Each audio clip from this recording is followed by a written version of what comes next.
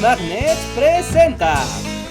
El Tour de Francia es una competencia anual que consiste en 3 semanas de recorrido en bicicleta a lo largo de toda Francia y a veces países vecinos como Suiza. La carrera es realizada en julio y es una prueba de resistencia física como pocas en la actualidad, cubriendo una distancia de 3.520 kilómetros divididos en 21 etapas. Lleva realizándose por más de un siglo y solo ha sido interrumpida por las 2 guerras mundiales.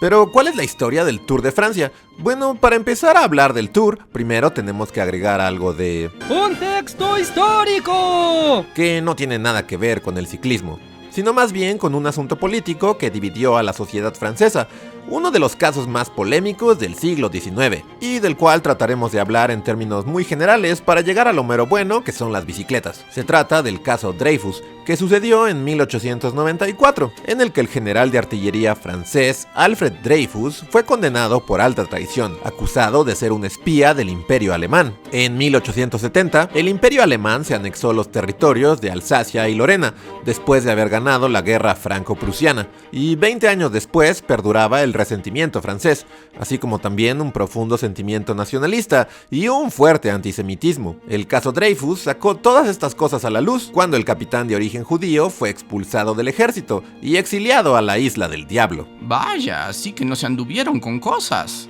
¡Ya llega la parte de las bicis, maldita sea! Está bien, a eso voy. Verán, todo este asunto del juicio Dreyfus dividió a la sociedad francesa. Amistades, familias, alianzas políticas se rompieron por este asunto.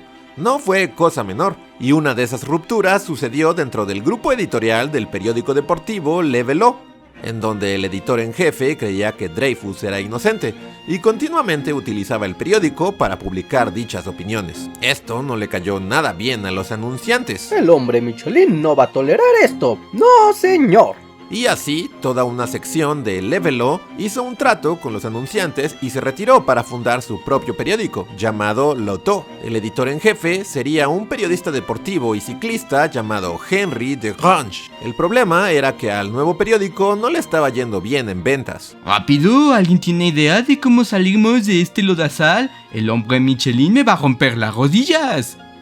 ¿Qué tal si organizamos una carrera en bicicleta a través de toda Francia y la promovemos en el periódico? ¡Me encanta!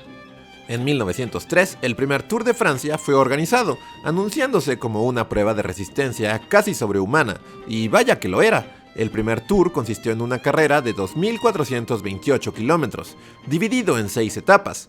En promedio, cada etapa consistía en 400 kilómetros. Oh, y lo hacíamos todo mientras fumábamos cigarrillos, oui monsieur. Y aunque hoy en día el Tour es un evento mundialmente famoso y prestigiado, hay que decir que las cosas eran muy diferentes en los primeros Tours de Francia.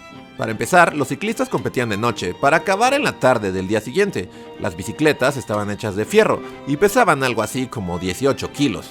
Los competidores eran amateurs en su mayoría, ya que en aquel entonces las competencias deportivas no eran lo que hoy en día, y ser atleta no era visto como una ocupación prestigiosa. Alrededor de 60 personas participaron, y el ganador resultó ser un francés de 32 años llamado Maurice Garin, quien tenía un gran bigote. Maurice había trabajado como limpiachimeneas, pero en 1889, con tan solo 18 años, compró su primera bicicleta y para 1892 terminó en quinto lugar de su primera carrera. En el Tour de Francia, Garin dominó todas las etapas, terminando en un tiempo de 94 horas y 33 minutos. Garin fue premiado con algo así como el equivalente moderno a 22.000 euros, y con ello cumplió su sueño.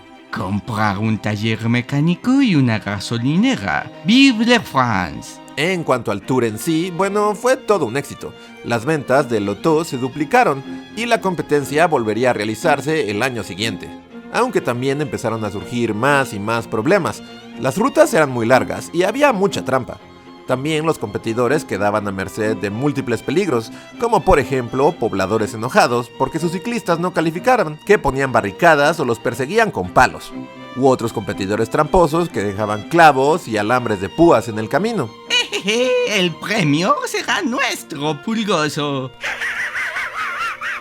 El nivel de trampa fue tal en la segunda entrega que el Comité de Ciclismo francés se vio forzado a lanzar toda una investigación, que culminó con la descalificación de 22 ciclistas. ¡Maldición! No te preocupes. preocupes, Pulgoso, ya lo intentaremos de nuevo el año que viene. Tal fue el dolor de cabeza para The Grunge que estuvo a punto de cancelar el tour para siempre, pero en vez de eso se optó por cambiar las reglas.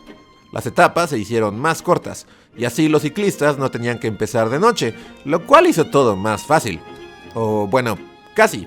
Y es que las nuevas rutas comenzaron a incorporar subidas por las sierras de los Alpes y los Pirineos, que pocos lograban atravesar en su totalidad. El caso más extremo se dio en 1910, en donde a mitad del trayecto había una etapa de 30 kilómetros, con las peores subidas y bajadas y un terreno bastante dañado, que hizo que ningún solo competidor pudiera terminarla por completo. El mismo ganador de ese año, Octave Lapisse, gritó a los organizadores asesinos al término de la competencia. Y aunque ciertamente el Tour nunca vio de nuevo tramos tan brutales, desde entonces las subidas a través de las montañas se volvieron parte de la tradición y se llevan a cabo hasta el día de hoy. Y esto era hecho en bicicletas sumamente pesadas y sin cambios de velocidades. The Grunge pensaba que esto facilitaba las cosas y era antideportivo, así que los competidores tenían dos spokes en la llanta, uno que usaban para subir, para luego cambiar la llanta de lado y usar uno más pequeño para bajar. De hecho, The Grunge era tan severo con sus reglas que los competidores tenían que arreglárselas ellos solos y nadie podía ayudarles, ni siquiera podían compartir agua. Así, en las primeras competencias podías cargar con la suerte de Eugene Christophe, quien a pesar de ir ganando la carrera, tuvo un percance en el que se le rompió el cuadro de su bicicleta. Christophe tuvo entonces que cargarla y caminar 14 kilómetros, y al llegar al pueblo más cercano fue con un herrero. Pero como pedir ayuda estaba prohibido, Eugene solo pudo pedir prestada la herramienta y tuvo que soldar su bicicleta él solo. Irónicamente, en algo que también se ha perpetuado a través de las décadas en el Tour de Francia, la única ayuda que los participantes tenían en aquel entonces eran un montón de drogas, que en esos años no solo no estaban mal vistas, sino que eran consideradas como algo necesario para aguantar ese martirio. Anfetaminas, cocaína, cloroformo, linimento para caballos y un montón de alcohol. Todo era usado para aguantar el castigo que la ruta imponía al cuerpo humano.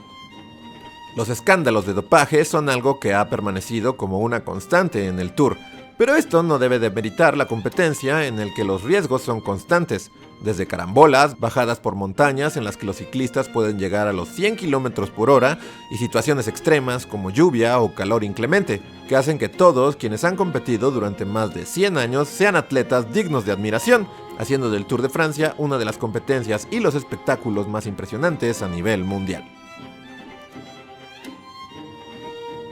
Si te gustó este video, no te olvides de compartir, dar like y suscribirte al canal. También puedes ayudarnos apoyándonos en Patreon o en el sistema de membresías de YouTube. Todas esas cosas hacen que el proyecto siga adelante y que podamos hacer más videos como este. Suscríbete a Bully Magnets, donde la historia también puede ser divertida.